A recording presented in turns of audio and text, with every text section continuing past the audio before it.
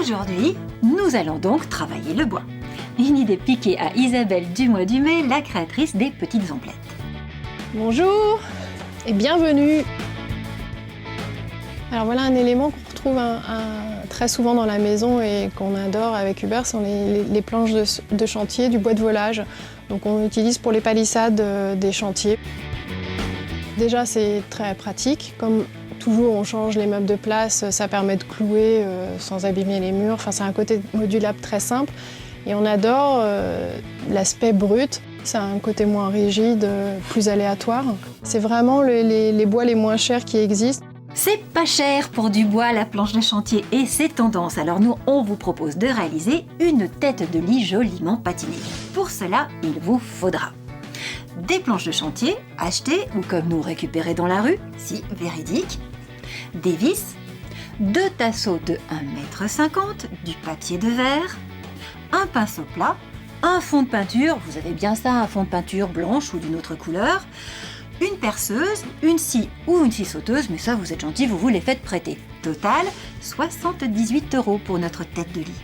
On commence par découper les planches à différentes longueurs, entre 70 cm et 1,30 m. Et ensuite, qui dit patine, dit David Gaillard. Alors on appelle notre décorateur patineur, David, une patine, ça se fait comment? C'est super simple, on a un fond de peinture qui est un peu épaisse, on prend de l'eau, donc ça tout le monde peut le faire. Tout le monde. Voilà, vous remuez tout ça.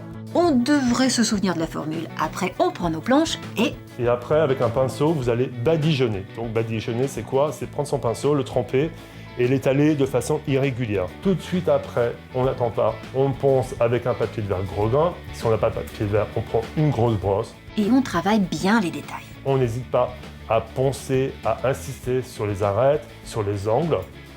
On laisse sécher. Et quand c'est sec, on assemble. On travaille à plat, donc vous faites un peu de place, vous posez vos 2 tasseaux au sol, on pose les planches de façon disparate, on prend des vis, qu'on vient fixer 2 vis en haut, 2 vis en bas. Et ça suffit. Pour que ce soit quand même plus solide, moi je vous conseille de le fixer avec une perceuse. Et ensuite, On met notre lit en place et voilà, vous avez votre tête de lit finie. Je pense que c'est à la portée de tous et de toutes, il ne faut pas hésiter, il faut se lancer et puis vous aurez un résultat déco très sympa. on s'est lancé, on l'a fait et c'est très sympa. Alors on se demande bien ce que vous attendez pour en faire autant.